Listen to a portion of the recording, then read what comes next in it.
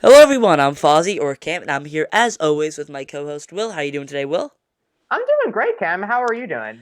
I'm doing fantastic, and we have a really good episode for you guys today because we skipped a week.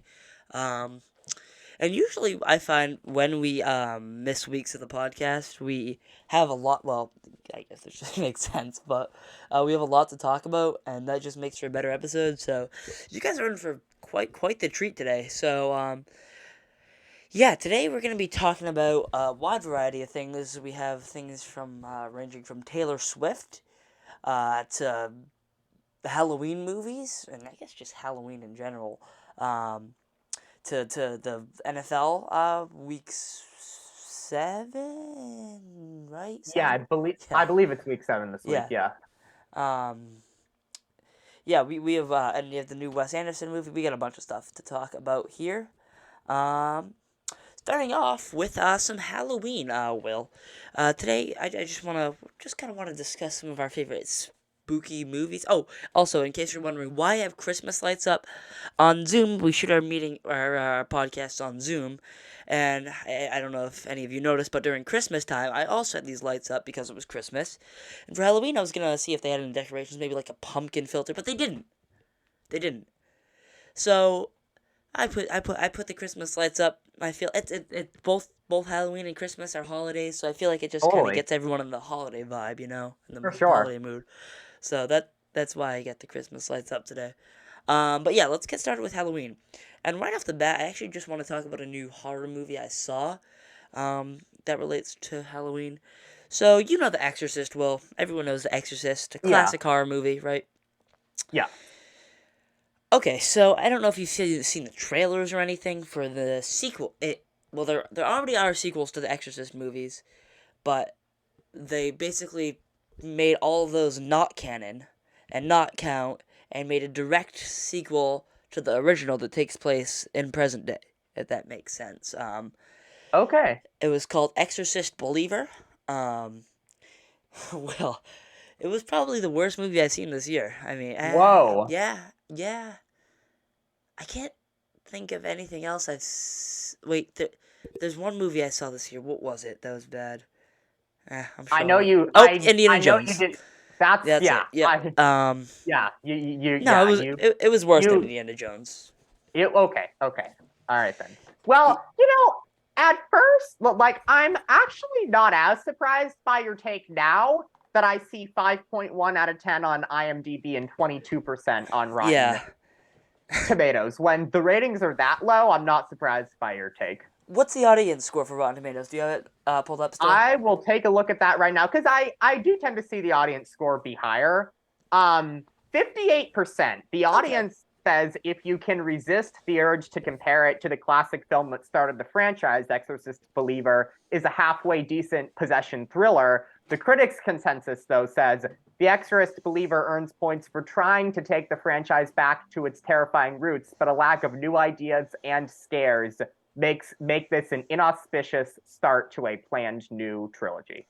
Yeah, I actually could agree with both. Because you can find some enjoyment actually, and I actually disagree with the critics saying there were no new ideas. I think they actually had a really interesting idea, with two girls being possessed, instead of one, which is cool, and in theory, except they just made it not cool at all. In fact, they made it awful.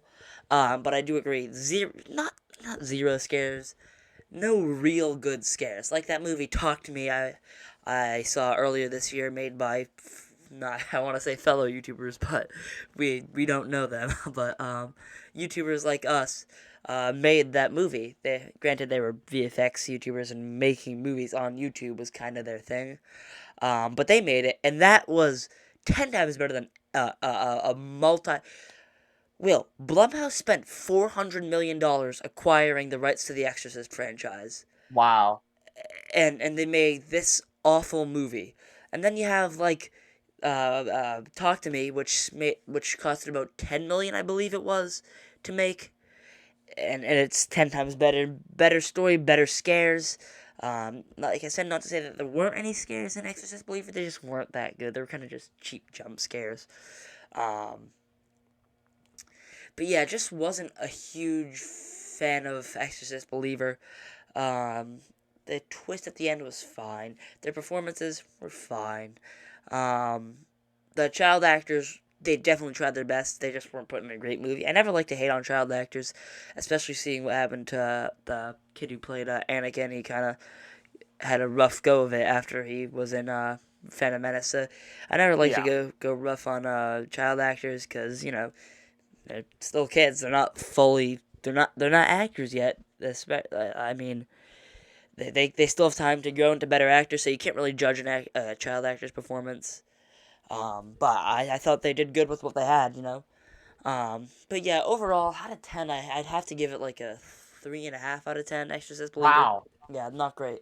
I mean, that is extremely low. I mean, it just sounds like a movie that no one should see. I mean, that's what it sounds like to me. It just sounds so incredibly bad. And while we're on the topic of horror and Halloween themed stuff, I don't know the release date, but I know that Marvel is re-releasing Werewolf by Night in color, and I Ooh. thought Werewolf by Night was definitely one of the better pieces of Marvel small screen content, especially last year in a year where we had Moon Knight, Miss Marvel, and She-Hulk, which I didn't love. To have something of the quality of Werewolf by Night was very refreshing with how much I didn't enjoy the shows last year. I thought having it in black and white, was a very cool aspect that they added to it. So I'll be curious to see if Werewolf by Night in color increases the experience or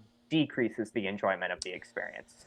I actually thought one of the best things about Werewolf by Night was that it was in black and white. It just made it unique, and the whole vibe just kind of cool. You know, it was really cool to look at, and I'm sure it'll look great in color. But the thing is, the only thing that crosses my mind, will the VFX look worse in color? But if they do look worse in color, they'll probably Marvel, being Marvel, will probably take some time and maybe adjust it. Hopefully, if the VFX are bad in color. Um, so yeah, that'd be really cool to see, and I'm gonna have to check that out if it actually does come out in color. Yeah. Um, By the way, what are your thoughts on Marvel? Let's see. They fired Daredevil Born oh yeah, yeah, Again's yeah. writers and directors, and they're doing an entire shift to their TV approach. They're going to try and have seasons be longer instead of miniseries and try and not have everything connect to everything that's going on, so people don't have to go back and watch a bunch of movies and shows just to understand what's going on in particular shows. I think they're going to hire actual show runners Good. instead of having, I think it was like executive producers or people from their own studio running shows. Now they're going to have actual show runners take over the shows. So basically, I thought Hollywood Reporter had a great piece about Yeah, Marvel not I only agree. firing Daredevil Born Again's writers and directors, but just completely overhauling and changing up their TV approach. And I was just while we're on the topic of Marvel, I thought I would bring that up because I was actually very encouraged by that. I think that is exactly what they should be doing, and I love that they recognized that Daredevil Born Again was not working because the things that I was hearing about it had me very concerned. So that piece from the Hollywood Reporter actually contained a lot of positive news that I was very excited to hear about. So I feel like Marvel's doing the right thing here. Yeah, I agree. And running a movie franchise is definitely more different than running a TV show. So I'm glad they're getting an actual showrunner to take care of this, to take care of all the Marvel shows. Um, and yeah, I think it's good news for Daredevil, for sure. Because out of all the shows, that would be one I would expect to be one of the higher quality ones. So I'm glad they're taking their time. Yeah, I'm really happy with that news. Actually, glad they're taking their time. Yeah, really excited about this, and also really excited that the writer's strike is over. And I don't know about the actor strike.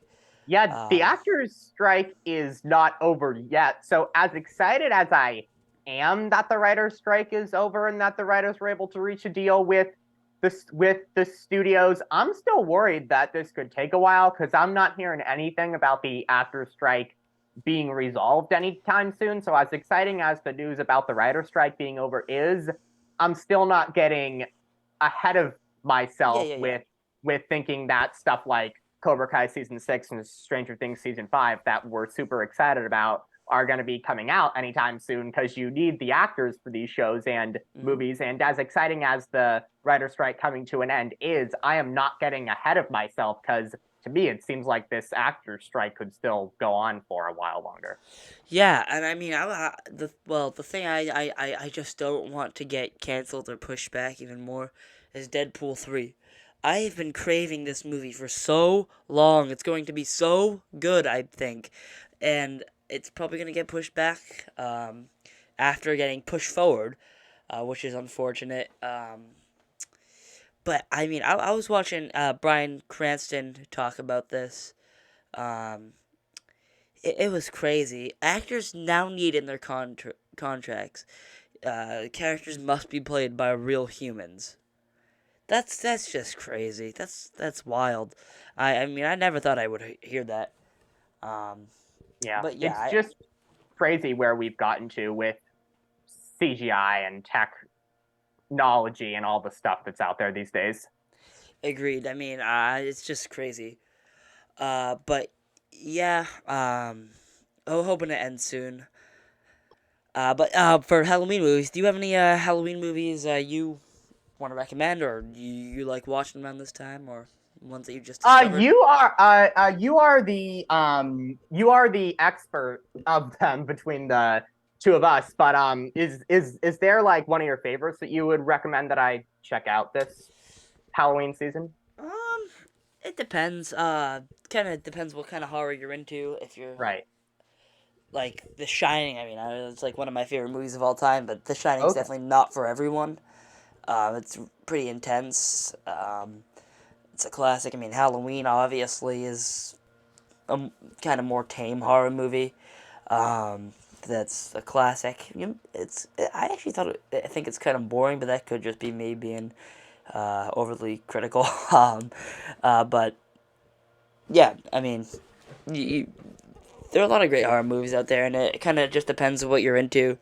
If you want to watch silly horror movies, there are plenty out there like that. If you want to watch serious ones like Jordan Peele horror movies like Get Out, Us, I guess Nope even. Though it was less horror than his other two movies. Like that, there are a bunch of movies like that out there too, like Talk to Me that came out this year. Um, yeah. So yeah, if I had to recommend one, I guess I'd say Halloween. It's a good That's starting cool. point. Nice. Um, By the but way, while we're on horror, where does horror rank for you amongst movie genres that ooh, you enjoy? that's a good question. So like, because drama is technically a genre of movie, but I just feel like it's not really a genre of movie. Because most movies these days are like comedy drama or Right. action drama. It's not really. There's no movies that are just like straight up drama movies. If it is, it's probably gonna be the most intense movie you'll ever see. There's no movie that's just straight up drama the whole time. There has to be action. Um, so I'd say horror probably delivers the best of the best movies, and sometimes the worst of the worst movies. And I think a lot of people tend to focus on the awful movies, especially the Oscars, because if you look, horror movies don't usually get nominated. Never mind win awards. Nope could have easily won best picture. I feel like, but it didn't. Um, so yeah, I feel like horror is the most underrated genre, and probably my favorite. Um, yeah, yeah, probably my favorite genre. Uh, yeah, I mean, it just gets a lot of unnecessary hate from people. But you know what doesn't get a lot of unnecessary hate from people? You know what doesn't get who doesn't get any hate from people? Martin Scorsese, because everyone knows he's like the best director of all Right. time. And he has a new movie coming out. He does. 3 hours and 26 minutes. My excitement for this film is off the charts.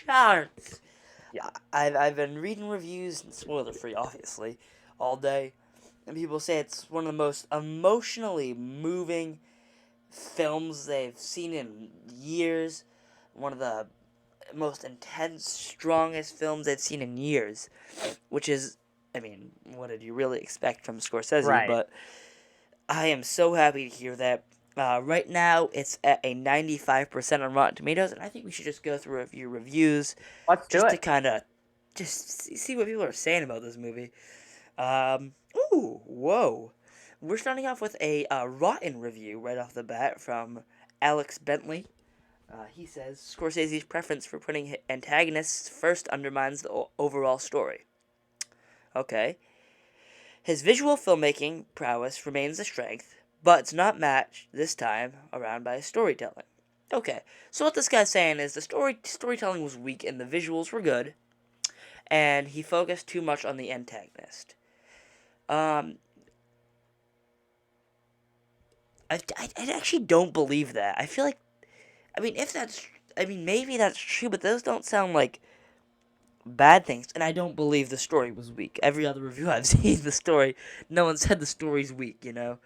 Um, like we have Neil Pond says, a masterfully crafted tale about a grim and horrific chapter of American history, folded into a love story that takes a wrenching wrong turn. Wow, this movie's gonna be powerful. Well, Yeah. that's what I'm 100 thinking. I 100% agree. And then we have Rachel Leisman who says, a powerhouse performance from Lily Gladstone. From the trailers, I am blown away with what I've seen from her. She looks Oh my! she just looks stunning. Her performance Oh, looks just stunning to me. so intense. Oh, I cannot wait to see her performance on the big screen.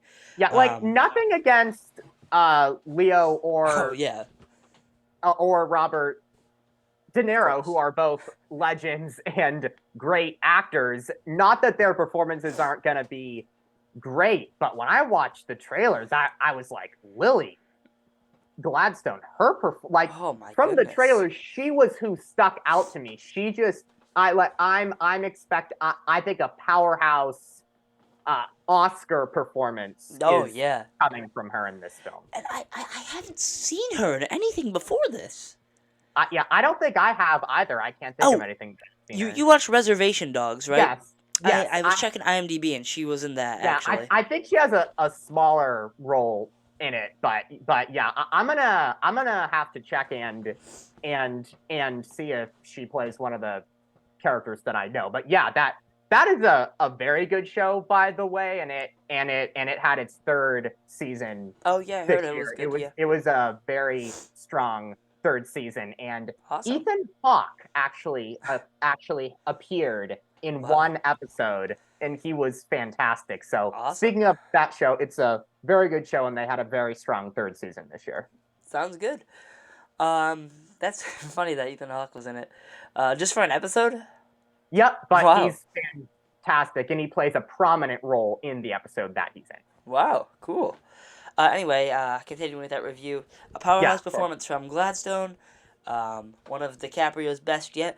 And yeah, that's also what I'm seeing in the trailers. I was watching a TV spot the other day, and I saw a trailer that just said, but both of them said DiCaprio's best performance yet. Is that true? Probably not. I mean, he's been in I so many crazy movies, from I Inception mean, to Wolf of Wall yeah, Street to he's yeah. Titanic. I mean, Oh, he's his Leonardo Titanic DiCaprio. performance is amazing, in Yeah. my opinion. But we'll have to see, and I mean, obviously, it's part of the marketing to say that it's one of his best performances yet. Right.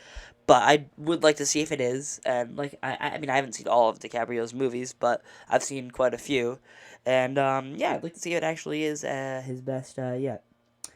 She continues saying it's Robert De Niro at his finest, and an overall masterpiece from Martin Scorsese. I expected nothing less.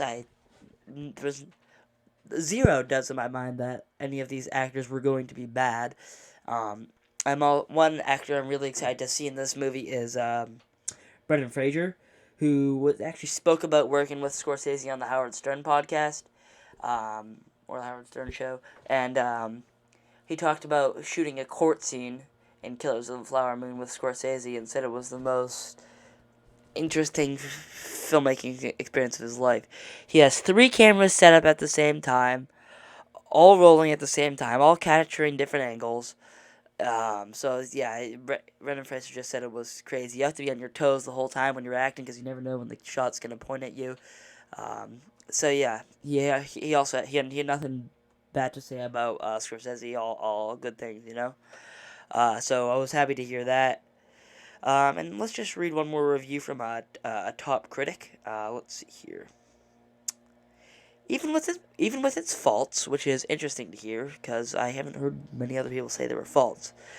Killers of the Flower Moon gives us an undeniably powerful statement from a legendary 80-year-old filmmaker who, in effect, is putting America on trial. Martin Scorsese's 80 years old, and I believe he's already working on another movie after this, which is already I wild. think I heard about that. I forget what it was about, but I Yeah, heard same. something about that too.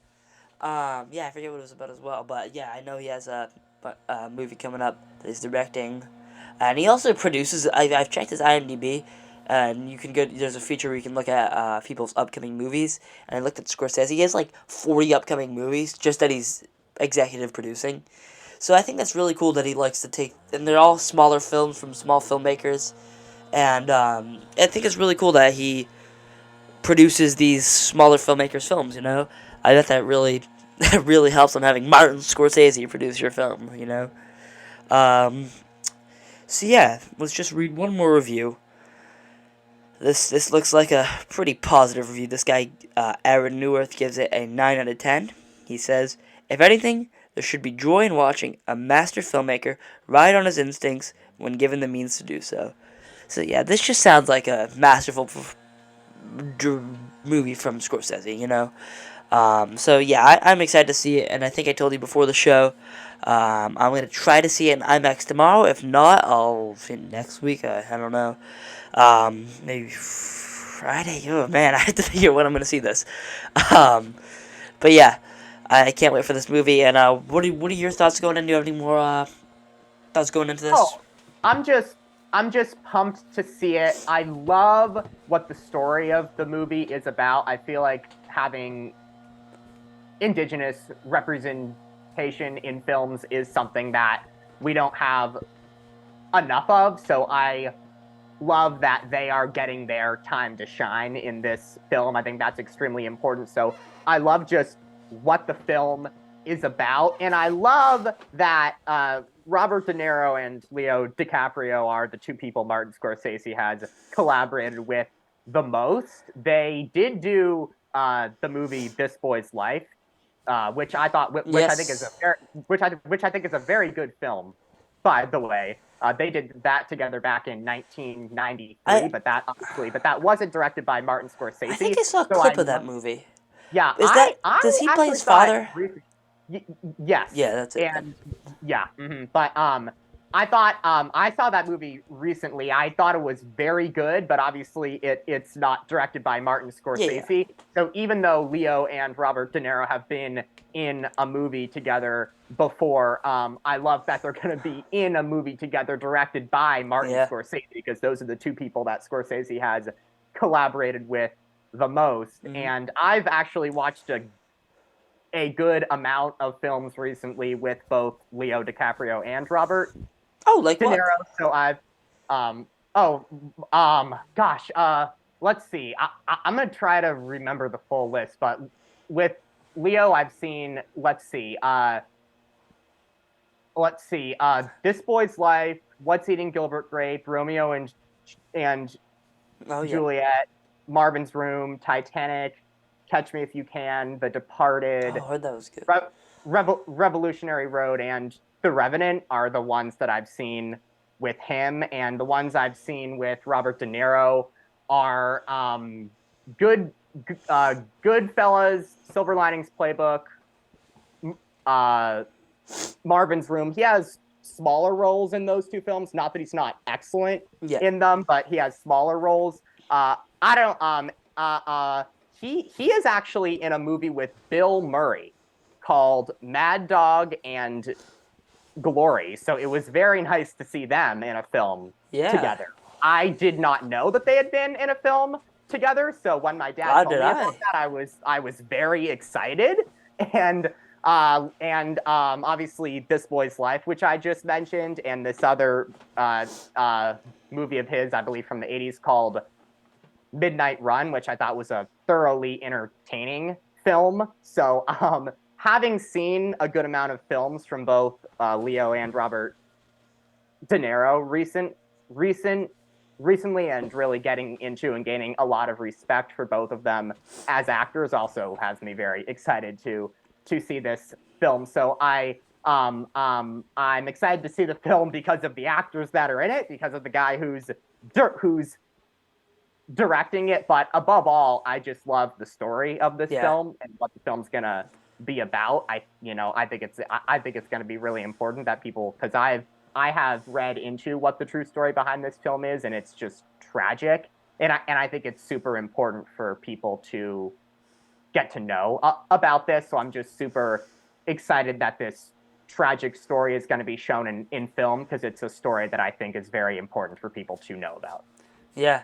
And when you say in film, it actually is in film because Scorsese shoots all of his movies on film, not digital, like most Yeah. filmmakers these days. Him and Tarantino are like the only people who shoot on film, and Christopher Nolan. Um, and there might be something to it because they're like three of the best directors of all time. um, Right. Yeah. yeah, but Goodfellas. I don't think me and you have had a discussion about Goodfellas. Yeah. Goodfellas is my favorite movie of all time. I Of think. all of all yeah, of all time. Yeah. What do you think? Yeah. So the two Scorsese films I've seen are Goodfellas and The Departed. The reason I found Goodfellas more confusing than The Departed. So not that Goodfellas isn't well done, but I would take The Departed between those two. Also because in The Departed, like Leo DiCaprio, Martin Sheen, and Mark Wahlberg are playing characters who you can get behind in that film, whereas in Goodfellas there aren't really any good guys in that film. Yeah. So I do enjoy getting to have characters who I can get behind. So I would say the reasons I would put The Departed over Goodfellas is because I found Goodfellas more confusing than The Departed, and in The Departed I had characters, particularly Leo DiCaprio's character, who I could really get behind in that film. Yeah. Here's the thing with Goodfellas. The first time I saw it, I thought it was also kind of confusing as well.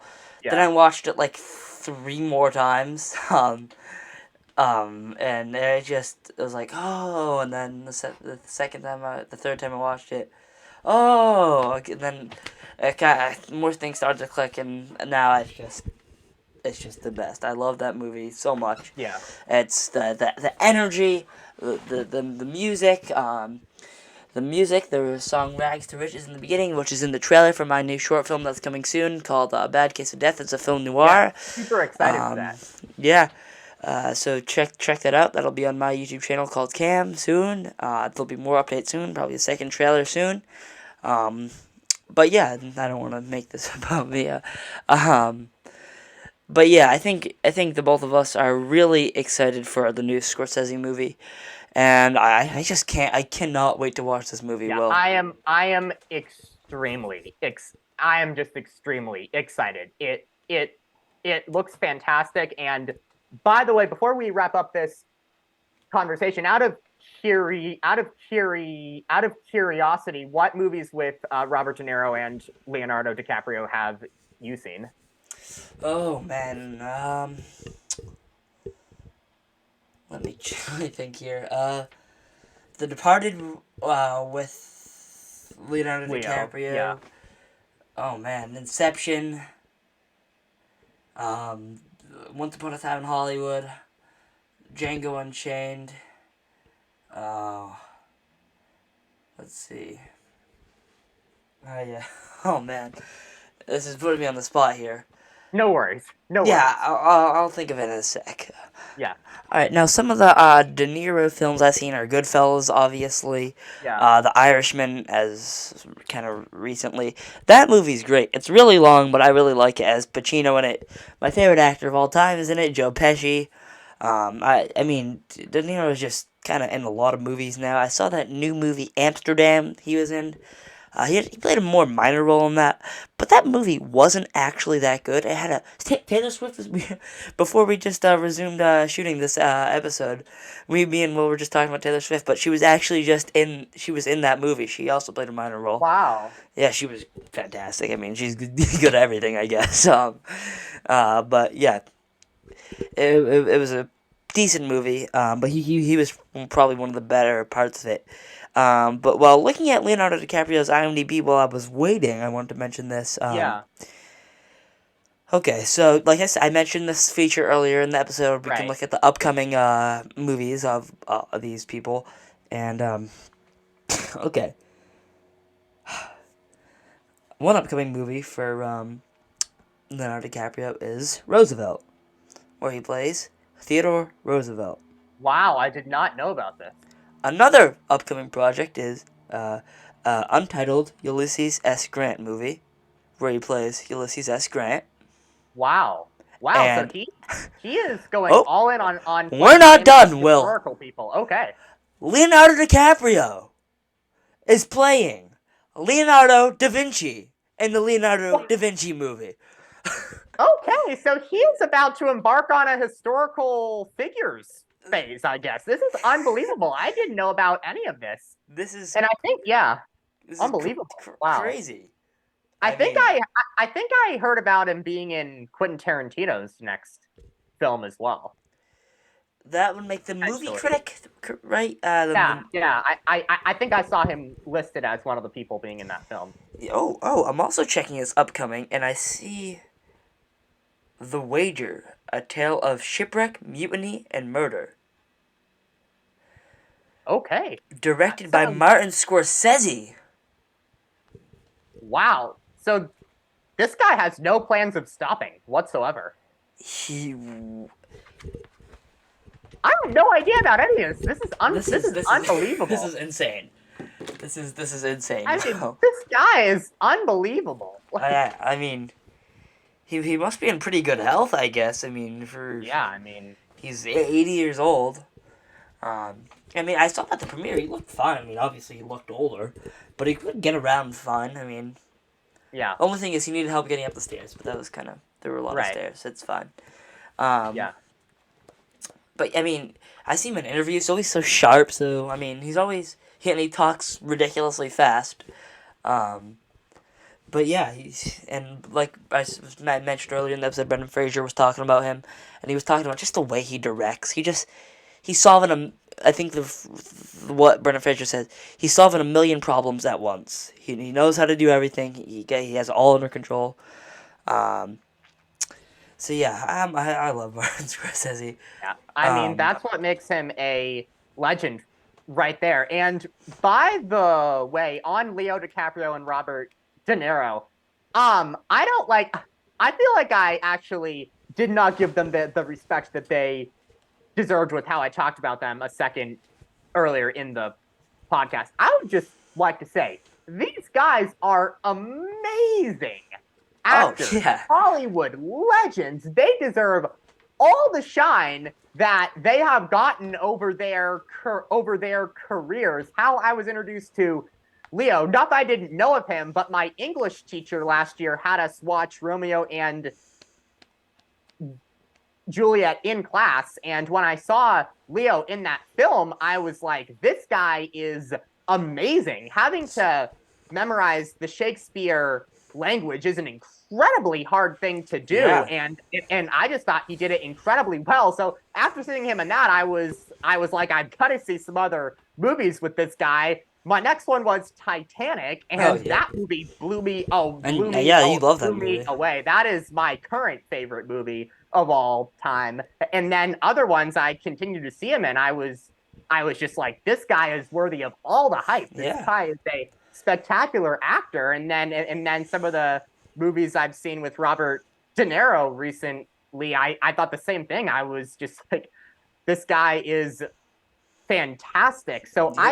I just want to make sure that I give these guys the credit that they deserve, because I Yeah. want to make it clear how much I respect both of them. They're Hollywood legends, amazing actors, and they're deserving of all the shine that they can get. So I just Definitely. wanted to take a moment to give them both the shine that they deserve. Yeah, totally. They're legendary actors. I mean, even DiCaprio's accent in the Killer of the Flower Moon trailer. He just becomes a new person with every role. I mean, it's crazy. Yeah, for Um, sure.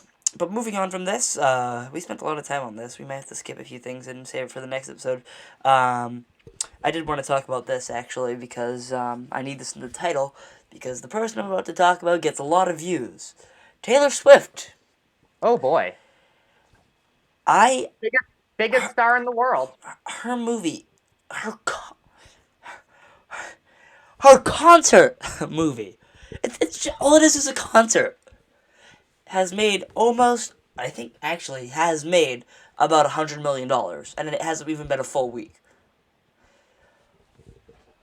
Unbelievable. Just goes to show how popular she is. And I actually just want to read a few reviews because, Yeah, of well, course. By the way, this film right now, Taylor Swift The Eras Tour, 100% on Rotten that's Tomatoes what I'm looking at with right a now. It's 99% audience score. Wow. 100 million. It made $100 million, 99% Rotten Tomatoes. I mean, this is just crazy. This reviewer says Taylor Swift is a once in a few decades performer. I actually would disagree. She's a once in a lifetime performer. The last person who even like came close to this level, I feel like, is Michael Jackson, probably, right? I mean, That sounds right to me. we weren't alive during the Michael Jackson Right. era, but from what I've heard, I mean, this reviewer says this movie is a remarkable gift to Taylor Swift fans. Enjoy the experience of seeing something fun in a theater with other people who like the same thing as you. This is the life, he says, which is fantastic. And I've been watching videos. One of my friends saw it, and the whole everyone in the theater was singing like it was a concert, along with the songs. It was insane. I mean, it looked like being at a concert, and the movie was they saw it in IMAX, so it looked crazy. It's like going to a concert, and good for Taylor. I mean, good for her fans. I mean, she's just a legend right now. I mean, Yeah. the thing she's doing is just props to her. Really, I mean, so impressed. Yeah, it's unbelievable. And we were talking about this off air, and I think it's only right to bring it on air. She's the biggest movie star in the world right now. I think it's fair to say that with Yeah, how well her tour is doing this year, breaking records. She's the biggest music star in the world. She is so she's so popular, but she seems to be handling it so well, seems like such a lovely person, seems to have so much appreciation for her fans. I don't think we acknowledge enough just how much just I cannot imagine what the lives of these celebrities are like when they get to that level of fame and have I that know. many people following your every move. And for her to be handling it as well as it seems she is, I just have so much respect for her for that. Same. Yeah, it's just so impressive. We're gonna talk about two more things today because we spent a lot of time talking about Killers of the Flower Moon, but I mean, we're gonna talk about it even more once we see it. So, and I just found out I will probably be able to see it tomorrow, because my friend is Awesome. free. So, can't I? I'm even more pumped for this movie now. Will I? And by the way, expect a short because we're gonna try to bring the shorts back because they get views, and we kind of need some views because we haven't like had there was a point when we were the Everything Music Show with Forrest and John was going on, where we went from like I don't know 30 to 80 subscribers in like a month or two. So round of applause to Forrest and John. They helped our channel so much. Yeah, I absolutely. mean, and Forrest's new album was fantastic. Yeah, just huge thank you to those guys. Really. Absolutely. Um, but yeah, next we have here is the wonderful story of Henry Sugar from my favorite director, um, Wes Anderson. We have the wonderful story of Henry Sugar. Well, this is just. It's like he's just flexing on us now. He just. Man, just made a masterpiece. Just threw it on Netflix. I mean. And just got Ben Kingsley in it. I mean, no, no biggie, no big deal. Benedict Cumberbatch is in it. No, no big deal. I mean, Ray Fiennes is playing Roald Dahl. No big deal. It's insanely good, and I know that kind of sounds ridiculous and not very professional, but I don't even know what else to say at this point. It is such a good movie, Will, or short film. It's beautifully shot, beautifully active, so creative. I just loved it. What were your thoughts, Will?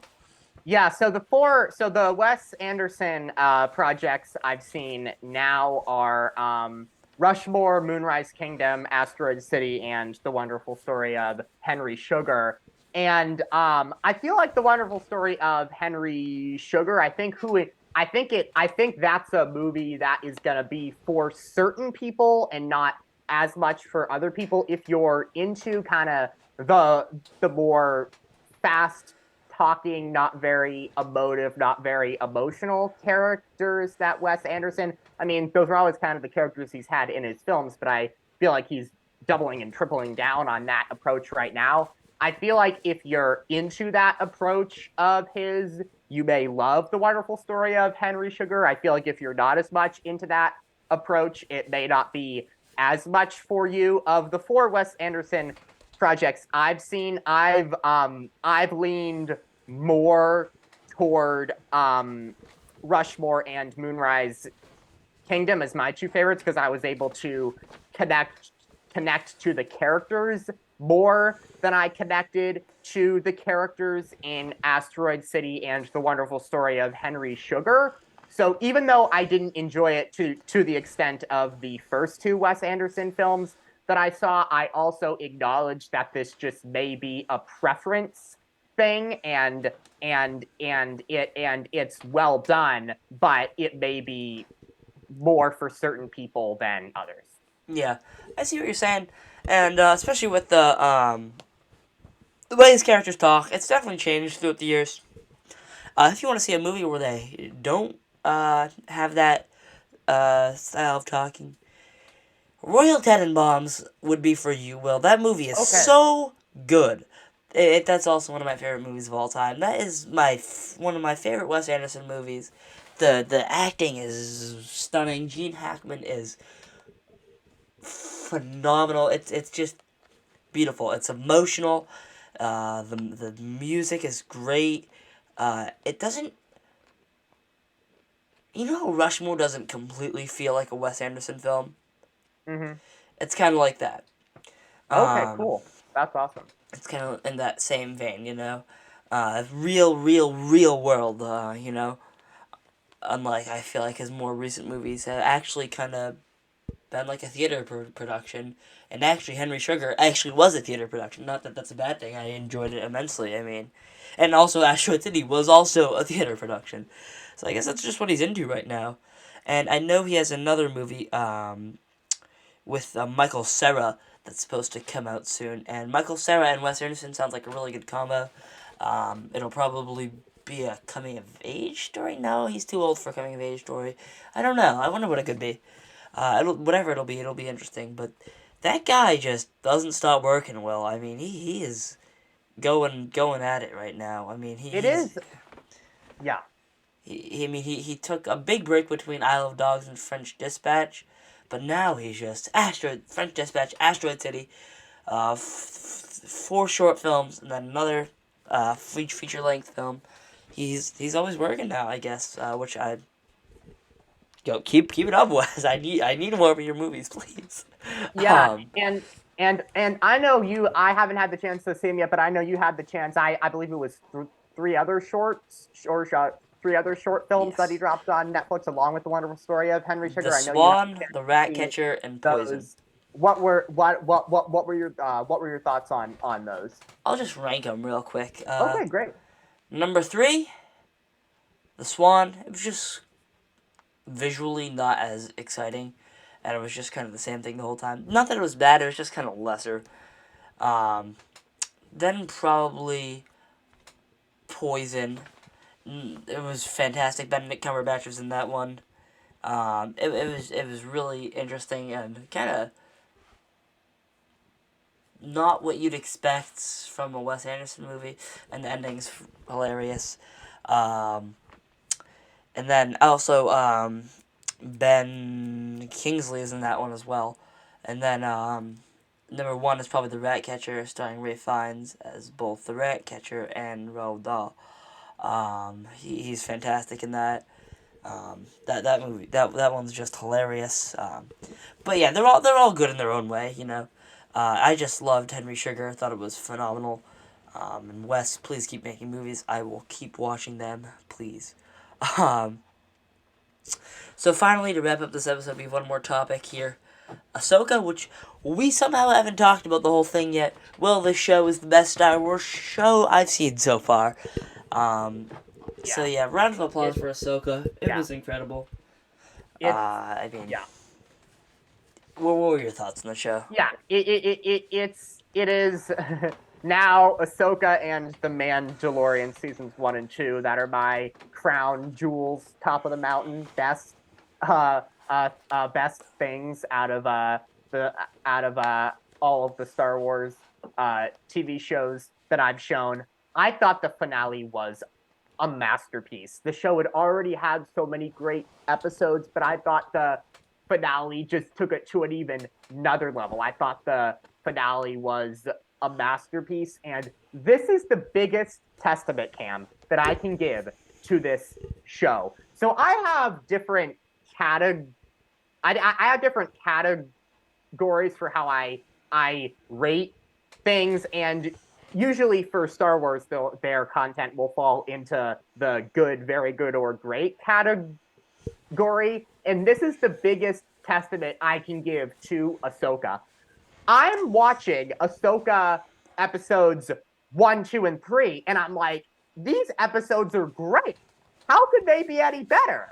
Then episodes 4, 5, and 6, and 7 and 8 come along and take it to another level, and I literally had to downgrade certain episodes from the great category to the very good category because of how great other episodes were. So the biggest testament I can give to this show is that I literally had to downgrade my rating of certain episodes because of how good other episodes were. So that is the best testament compliment that I can give to that show, and that's my favorite show that I've seen this year. Of the shows that I've seen this year, that's my favorite. That's my number one show of 2023. Yeah, there are other shows. I mean, that I might put ahead. I'd have to look at the ones I've reviewed so far. Um, but it's definitely one of my favorites. And Will, this might be sound like a minor thing to say. Was so happy about, but Will, I was so happy when I saw the official poster once the show had ended. Oh yeah, I think Hayden I did get a Christensen, chance. Yeah, Hayden Christensen was on the poster, as he sh- as he should. as he should be, because Do you know how awesome he that plays. is? Yeah, no, it's fantastic. I'm so happy for him, and he appeared in actually he appeared in 4 episodes of the show. Final scene of episode 4, Yep. the majority of episode 5 as a hologram in episode 7, and then as a force ghost in Yeah. episode 8. So he totally deserves to be on the poster because he played even though he was only in half of the episodes, his presence was felt the entire time, and he played a pivotal role in the show. The show would not have been what it was Yeah, if he had not been in it. I agree. Um, but yeah, I mean, you know what's awesome about Ahsoka and these Mando shows and Boba What's Fett? that? We don't know the fate of these characters. Yeah, When that's does when fantastic. does I totally Ahsoka agree. die? Does she die? We don't know. So I mean, it's just crazy, and there will at some point be a movie combining all of these, which will probably not be for a while because Ahsoka season 2 hasn't even started anything yet. So I mean, it'll be a while, but I'm excited. I really am, and at I least am too. And yeah. no, go on. Oh, sorry. I was just going to quickly say one thing that I've been hearing is maybe they could, in the Mandalorian season 4, have Mando and Grogu go out looking for Ahsoka and Sabine Ah, and do yeah, a crossover. I would be, because I know at the end of the Mandalorian season 3, Mando agreed to work for the New Republic on a case by case basis, and that got me very excited as a potential storyline for the Mandalorian season 4. And Jon Favreau and Dave Filoni have talked about wanting to have everything cross over, and obviously there's going to be the movie, and I think it was Dave Filoni who said he wants everything to feel like a big interconnected universe, and doing a Ahsoka Mandalorian crossover in the Mandalorian season 4 would be just the way to do it. So I think there's real potential for that in the Mandalorian season 4, and if that rumor comes true and they do that, I would be just off the charts excited. yeah, same. And one more thing before we end this episode, you know what everyone's forgetting about Ahsoka? Everyone's What's talking that? about how great the show is. Everyone's talking about how exciting it is, how it's so cool to see Anakin back, how it's so cool to see Ezra, Sabine, and Thrawn in live action. You know what no one's talking about, Will? What's that? C-3PO made an appearance. That C-3PO gets played a yes, pivotal role. I that never. gets swept under the rug because of all of the amazing other things that happened in the show. But yeah, I totally agree. Pivotal cameo for C3PO, literally saving Hera, or C3PO and Leia Organa saved Hera her job. Hera owes the both of them so much. So I totally agree. Even though he was just there for one scene, an absolutely pivotal cameo from C3PO, completely saving Hera's job. Yeah, it was awesome just to see that character again. But yeah, that about wraps it up for this episode of the Everything Podcast. A pretty long episode of the podcast, guys. We'll definitely be back next week. We're gonna try to stop skipping weeks, unless we have like a big thing to do or something. But this was episode 70 of the Everything Podcast. Well, that's crazy. Yeah, Um, thank you to everybody who's tuned in for their support. We appreciate it more than you know. We appreciate it so much. Definitely. I mean, if we didn't have you, we'd be doing podcasts for no one, which isn't as fun. Um, Granted, it is still fun. That's what we did for months. But now we have 80 people. And hopefully with the shorts we begin posting a little bit more. But yeah, also I wanted to let you know episode 69 is on the podcast, is on the channel. I accidentally uploaded it to my account. It is now on our account. So yeah, now you guys can watch that on the podcast account. Sorry, it was late. But yeah, thank you guys so much for watching. And we'll see you next time. Bye bye.